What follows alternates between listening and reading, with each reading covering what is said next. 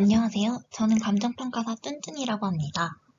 저는 직장 생활을 하다가 전문직에 관심이 생겨서 직장이랑 수험 공부를 병행해서 10겸에 합격한 케이스인데요. 다른 직장인 합격 수기에서 말하는 것처럼 인간관계를 전부 단절하거나 아니면 회식에 빠지거나 하지 않고 저 나름대로는 효율적으로 공부를 했다고 생각해서 유튜브 영상을 한번 제작해보게 되었습니다. 학원 관계자가 아니기 때문에 상대적으로 객관적으로 최대한 많은 노하우를 이야기 드리려고 하니까 구독이랑 좋아요, 알림 설정 부탁드려요. 그럼 이제 시작해 보도록 하겠습니다. 우선 감정평가사를 준비해보자 이렇게 마음만 먹으시고 시험 과목에 대해서는 잘 모르는 분들도 계실 것 같아서 간단하게 정보를 얻으실 수 있는 루트를 소개해드리려고 합니다.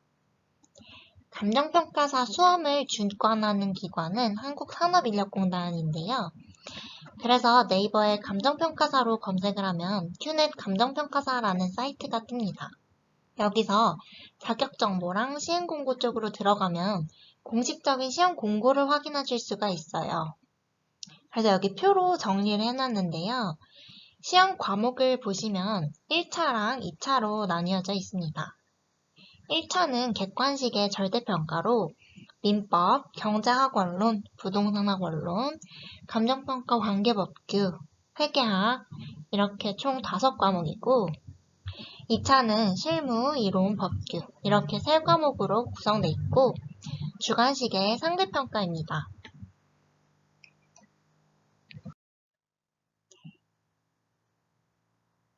앞서 말씀드린 공식적인 공고 외에도 다음 카페에 수험생 커뮤니티가 활성화되어 있는데요. 여기 10월의 영광이나 12월의 영광 이런 곳에서 강의나 아니면 교재에 대해서 수험생들의 의견을 참고하실 수 있고요.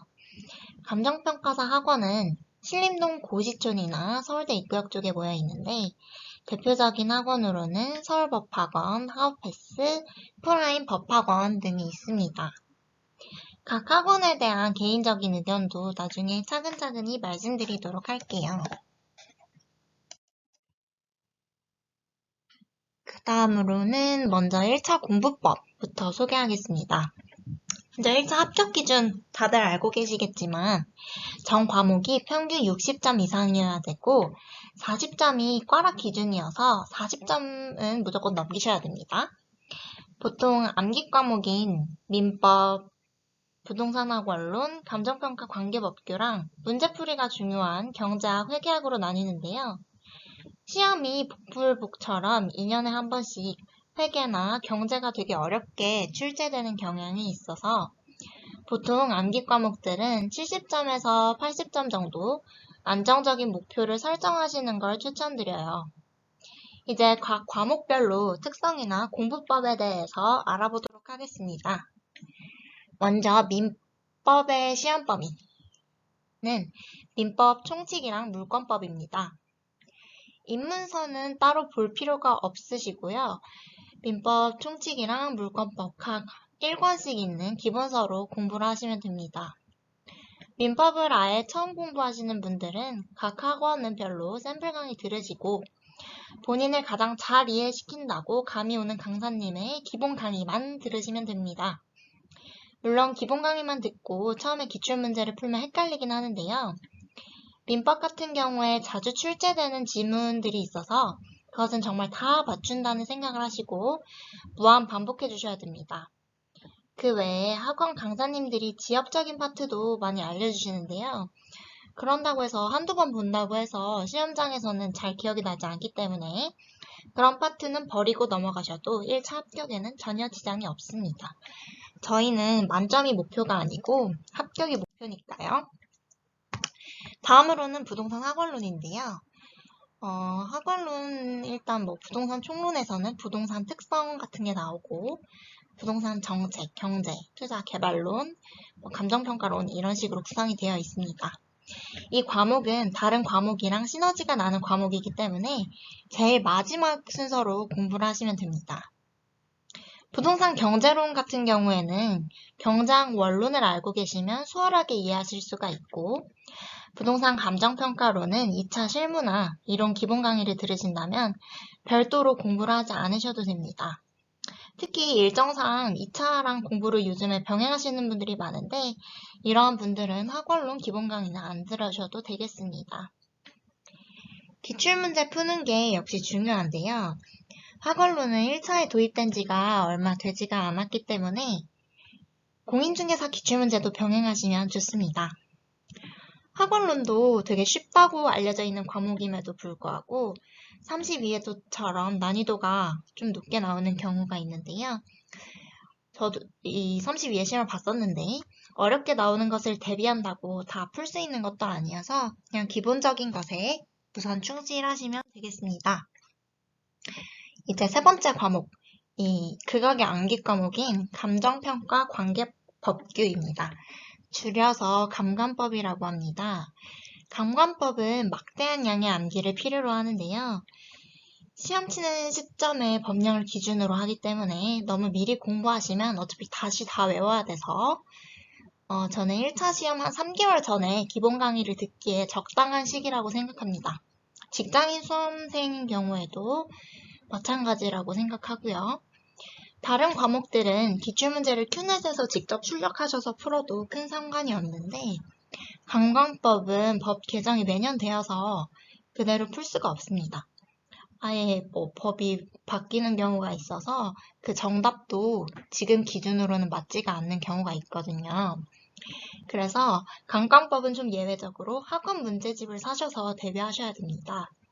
학원 문제집에 기출문제를 현재 시점 법령으로 변형을 해놓으니까 그것을 활용하시면 되고요. 아무래도 단순 암기가 많기 때문에 통학하시거나 직장인분 중에 이제 통근하시는 경우에 그런 시간을 잘 활용하셔서 암기장을 들고 다니시면서 외우시면 효율적으로 공부하실 수가 있습니다. 이런 과목일수록 독서실에 앉아있다고 해서 암기가 다 잘 되는 것은 아니거든요. 자주 출제되는 부분이 헷갈리지 않게 숙지하고 가셔야 안정적으로 점수를 받으실 수가 있습니다. 이제 네 번째 과목인데요. 1차 과목들 중에 이제 회계랑 경제 이쪽이 어렵다고 많이 알려져 있는데 저는 경작과 졸업생이어서 기본 강의는 생략하고 그냥 바로 기출문제로 중심으로 공부를 했었는데요. 경제 베이스가 있으신 분들은 기출문제를 바로 푸시는 것을 추천드립니다.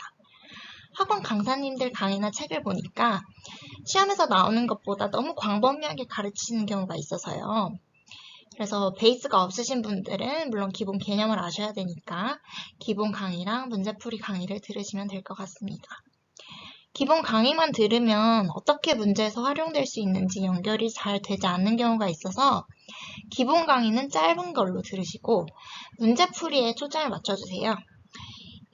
그리고 저희 간평사 경제학은 회계사 시험 경제학보다는 훨씬 쉽기 때문에 그 유명한 경제학 객관식 책 있잖아요. 그것까지 풀 필요는 없고 우선 저희 감정평가사 기출문제 중에 빈출문제를 반복해서 풀면 안정적으로 점수가 나오실 수 있습니다. 네, 드디어 마지막 과목인데요. 이 많은 분들이 어려워하는 회계학입니다. 회계학도 과목은 하나인데 이제 재무회계나 원가 관리회계 이렇게 책이 보통 기본서가 2권으로 나눠져 있어서 두 과목을 공부해야 합니다. 가끔 원가 관리 회계가 적게 나와서 아예 공부를 안 하려고 하시는 분들도 있더라고요. 근데 이건 너무 위험한 방법이고요. 무조건 하셔야 됩니다. 원가 관리 회계가 어렵게 나와서 버려야 되는 경우도 있지만 제 반대로 재무회계 쪽 문제가 어렵게 나오고 원가가 쉽게 나오는 경우에는 원가를 풀어야 되기 때문이죠. 그리고 또 이 말문제만 공부하시는 분들도 있는데 말문제가 진짜 어렵게 나오면 답이 없습니다. 그 30일의 시험 같은 경우에는 말문제가 몇 문제 아예 안 나왔던 적도 있었거든요. 그래서 계산 문제 연습은 꼭 하셔야 됩니다. 그 외에 지역적인 거거나 아니면 기본적인 문제를 풀어도 시간이 오래 걸리겠다 그런 주제 같은 경우는 몇 개 버리셔도 됩니다. 그리고 경제학이나 회계학 같은 과목에서 제일 중요한 것은 시험장에서 문제를 봤을 때 풀이가 떠오르지 않는 건 일단 넘어가셔야 됩니다. 풀 수 있을 것 같은데 이런 문제 말고 확실하게 풀 수 있는 것부터 풀고 시간이 남으면 다른 문제를 풀어야 됩니다. 두 과목 모두 계산 문제가 있어서 시간 관리가 제일 중요합니다. 네, 이제 제가 준비한 거는 여기까지인데요. 오늘은 1차 과목별 특징이랑 공부법에 대해서 말씀드렸습니다.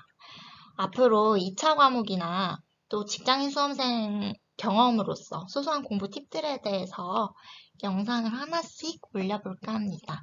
그럼 시청해주셔서 감사합니다. 좋은 하루 되세요.